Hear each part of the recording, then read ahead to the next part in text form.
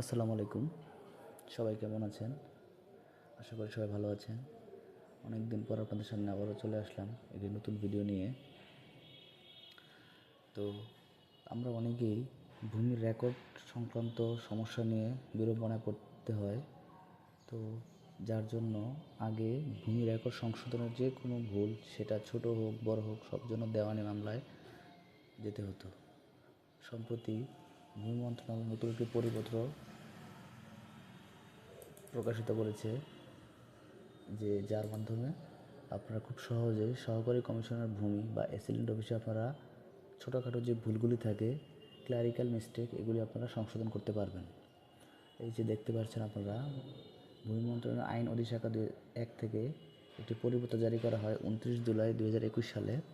বিষয় হচ্ছে চূড়ান্তভাবে মুদ্রিত ও প্রকাশিত খতিয়ানের রেকর্ড অফ রাইটস করণিক ভুল, প্রতারণামূলক লিখন ও যথার্থ ভুল সংশোধন সংক্রান্ত। আইন মতো অধিশাখা 23 তারিখ জারিকৃত এই পরিপত্র। এতে বলা হয়েছে, state acquisition and tenancy act 1950 এর এত ধারা মোতাবেক ভূমি রেকর্ড দায়িত্বপ্রাপ্ত ভূমি রেকর্ড জরিপ অধিদপ্তর কর্তৃক দেশের বিভিন্ন জেলায় জরিপ কার্যক্রমের মাধ্যমে ভূমি রেকর্ড প্রণয়ন করা হয়। সর্বশেষ রেকর্ড বা খতিয়ান চূড়ান্ত মুদ্রিত প্রকাশিত হওয়ার পর খতিয়ানের কতিপয় ভুল সংশোধনের সহকারী কমিশনার ভূমি আইনের ধারা 143 ক্ষমতাবান। দ্য টেন্যান্সি রুলস 1955 প্রকাশিত খতিয়ানের করণিক ভুল ও প্রতারণা ভুল বাস্তবায়ন কৌশল বিবৃত হয়েছে। এ লক্ষ্যে সহকারী কমিশনার কর্তৃক খতিয়ানের ভুল সংশোধনের বিষয়ে গুরুত্ব আরোপ করে ইতিপূর্বে মন্ত্রণালয় 23 সেপ্টেম্বর 2015 পরিপত্রে এত প্রয়োজনীয় নির্দেশনা দেওয়া হয়। জরিপ পরবর্তীকালে সেবা গ্রহণের খতিয়ান এ ধরনের ভুল যুক্তিসঙ্গত সময়ের মধ্যে সংশোধন সেবা দিতে সরকার বদ্ধপরিকর। আইন, বিধি ও ক্ষমতা দায়িত্বপ্রাপ্ত ও আইন মন্ত্রণালয়ের পরিপত্র নির্দেশিত হওয়া সত্ত্বেও কোনো ক্ষেত্রে সুস্পষ্ট ধারণা না থাকা সর্বশেষ প্রস্তুত ও চূড়ান্তভাবে প্রকাশিত সত্যলিপি বা খতিয়ানের পরিদৃষ্ট ভুল সংশোধনের জন্য সহকারী কমিশনারকে প্রার্থিতা প্রতিকার প্রদান করা হচ্ছে না মনে পরিণত হয়, যা কাম্য নয়। এ ধরনের ভুল, প্রতারণা ভুল যথাযথ ভুল সংশোধন আইন, বিধিমালা, উল্লিখিত বিধান ও নির্দেশনা অনুসরণের স্বার্থে মাঠ পর্যায়ে হওয়া পাশাপাশি সুস্পষ্টতা ও সুরূপতাও একান্ত প্রয়োজন।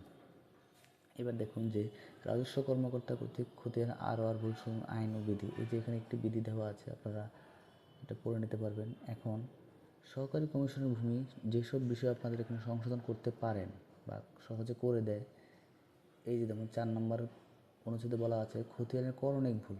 করণিক ভুল এমন ভুল যা প্রকৃত সরল বিশেষে ভুলক্রমে বা অসাবধানতা হয়েছে বলে বোঝা যাবে।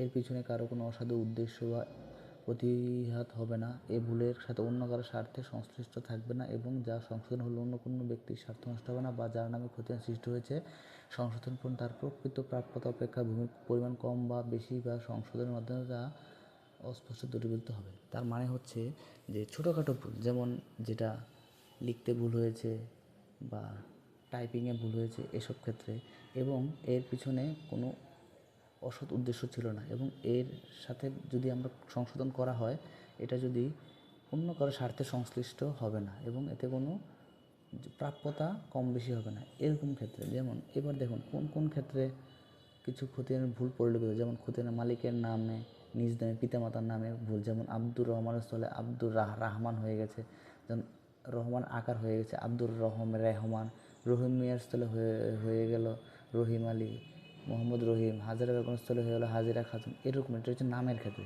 এরপর হচ্ছে পিতার নামে বংশের ক্ষেত্রে হলে পিংজং এর ক্ষেত্রে, ঠিকানার ক্ষেত্রে, খতিয়ানের গাণিতিক ভুল, যেমন খতিয়ানের হওয়ার কথা ছিল 50% কিন্তু লেখা হয়েছে 60-50, এবং এতে একের বেশি হয়ে যাওয়া সম্ভব নয়। তাছাড়া 2 উত্তরাধিকার ক্রয়মূল্য পাওয়ার কথা এততে কিন্তু 60-40, মানে তার মানে কি হিস্যার ক্ষেত্রে আপনারা সংশোধন করতে পারবেন। আরেকটা বেশি দেখা যায়, যেটা হচ্ছে মূলত এই যে উপনাম্বার খতিয়ানের এই যে এই অংশটা, এবং হচ্ছে যে খতিয়ান এই দুইটা অংশ বেশি দেখা যায়। দাগ নম্বরের ভুল, নকশা দাগ নম্বর আছে 510 কিন্তু খতিয়ানে লেখা 501, খতিয়ানে দাগ নম্বর 510 কিন্তু ভুলক্রমে 410, এরকম হলে আপনি সংশোধন করতে পারবেন। আবার খতিয়ানের গাণিতিক ভুল, 1 একর স্থলে হয়ে গেছে 1.027, আবার 50% স্থলে হয়ে গেছে 5% বা 500%। এরপর নম্বর হচ্ছে খতিয়ানের কোনো, যেমন মাঠ পর্যাপ্ত ওর দিকে একরকম, আবার এরকম দাগের মধ্যে খতিয়ানের অংশ ভুল, দাগ সূচিতে 512 কিন্তু খতিয়ানের একটি অংশ 50 অন্যটাতে 40, মানে 10 অবশিষ্ট কোথাও না কোথাও লিপিবদ্ধ হয়নি। এরকম ক্ষেত্রে দখল বিষয়। এবার খতিয়ান এবার প্রতারণামূলক কিছু আছে, যেমন জালিয়াতির মাধ্যমে পরস্পরের যোগসাজের মাধ্যমে মাঠ পর্যায়ে চূড়ান্ত রেকর্ড প্রকাশ পর্যন্ত আশ্রয় গ্রহণ করে প্রস্তুত। যেমন খতিয়ানের 2 নং কলামে 30 নামে অন্তর্ভুক্তি দলিল মূলে 2 ব্যক্তি একটি সম্পদের মালিক, দলিল হিস্সার উল্লেখ আছে, তারপর রেকর্ডে হিস্সা ভুল করেছে অথবা ওয়ারিশ মূলে মালিক কিন্তু উত্তরের সূত্র অনুযায়ী হিস্সা রেকর্ড না হওয়া। এটা গেল একটা প্রকৃত ভুল, যেটা আসলে ভুল। পিতার মৃত্যুর কারণে জরিপ করার সন্তানের নামে রেকর্ড হওয়ার কথা থাকলে পিতার নামে রেকর্ড না হওয়া, এরকম কিছু ভুল আপনারা এটা করে নেবেন। এবার আছে ভুল সংশোধন পদ্ধতিদের জন্য কীভাবে করবে, এখানে এটা লেখা আছে। প্রথমে হচ্ছে আমি সংক্ষেপে বলে দিই। প্রথমে আপনাদেরকে একটা আবেদন করতে হবে সহকারী কমিশনার ভূমি বরাবর 20 টাকার কোর্ট ফি দিয়ে। তারপর সহকারী কমিশনার ভূমি এটি যথাযথ ডেস্কে পাঠিয়ে দিবেন এবং একটি মিসকেস নথি তৈরি করবেন। তারপর তিনি এটা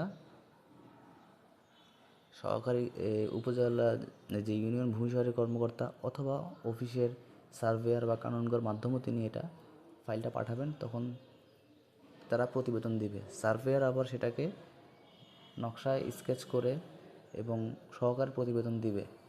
তারপরে সেটা সহকারী কমিশনার ভূমি বরাবর আবার দেওয়ার পরে সহকারী কমিশনার ভূমি একটি শুনানি ডেট দিবে। এই শুনানিতে বাদী পক্ষ তার সমস্ত ডকুমেন্ট নিয়ে হাজির হবে। তারপর সহকারী কমিশনার ভূমি যদি এটাকে সন্তোষজনক মনে করে তখন তিনি এটাকে মঞ্জুর করে দিবেন এবং আদেশ প্রদান করবেন সংশোধনের জন্য। আর যদি সঠিকভাবে না থাকে তথ্য, তাহলে তিনি এটা বাতিল করে দিবেন।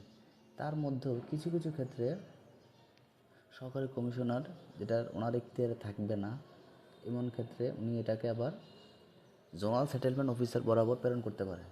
এখানে এরকম একটি আছে, আমি আপনাদেরকে দেখাচ্ছি। এই যে নাম্বার দেখতে পাচ্ছেন আপনারা, এটা হচ্ছে 7-এর ঝ। এই যে খতিয়ানের এই প্যারাটা আপনারা একটু খুবই গুরুত্বপূর্ণ দেখুন।